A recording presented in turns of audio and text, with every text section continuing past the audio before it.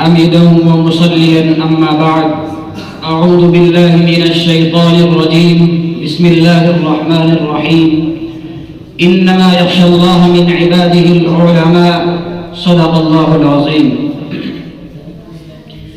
اس میں نہیں کلام کے دیوبند کا وجود، اس میں نہیں کلام کے دیوبند کا وجود، ہندوستان کے سر پہ ہے احسان مصطفیٰ. میرے دوستو، آج کے اس مسابقہ خطابت میں میری تقریر کا عنوان تاریخ علماء دیوبند ہے. بر صغیر میں جتنا کام دیوبند کے علماء نے کیا ہے اتنا کام نہ کسی نے پہلے کیا اور نہ بعد میں کوئی کر سکے گا انشاءاللہ تعالی. اس میں کوئی شک و شبہ نہیں کہ ہندوستان میں جب سے انگریز آیا تو دو طبقے ہندوستان میں برسر پیکار رہے. ایک طبقہ وہ تھا کہ جس نے انگریز کے سامنے گردنیں جھکائی، انگریز سے معافیاں مانگی، انگریز سے جاگیریں حاصل کی، انگریز سے دولتیں حاصل کی. اور دوسرا طبقہ وہ تھا کہ جو شاہ ولی اللہ محدث نبی کے نام کا وارث تھا، شاہ عبدالعزیز کے فتوے کا علم بردار تھا کہ جس کے فتوے نے بر صغیر میں مالٹا کی جیلوں کو آباد کر کے پھانسیوں کے تختے پر چڑھ کر ساری زندگی انگریز سے ٹکرا گیا، بچوں کو یتیم اور بیویوں کو بیوہ کرایا. وہ طبقہ کٹ تو گیا لیکن انگریز کے سامنے گردن نہیں جھکائی اور نہ دنیا کے کسی باطل طاقت کے سامنے گردنیں جھکائی.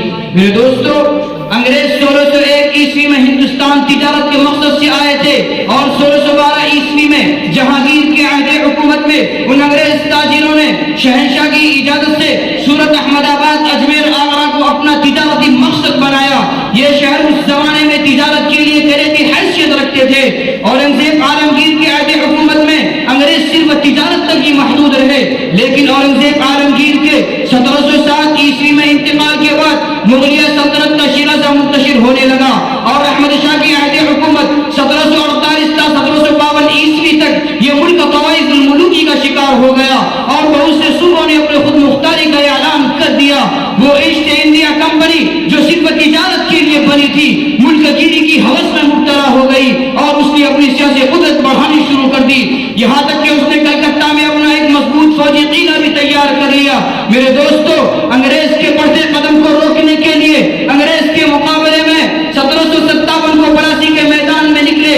وہ کوئی اور نہیں تھا بلکہ مسلمان کا بیٹا، اسلام کو ماننے والا، بنگال کے آخری نواب سراج الدولہ ہے.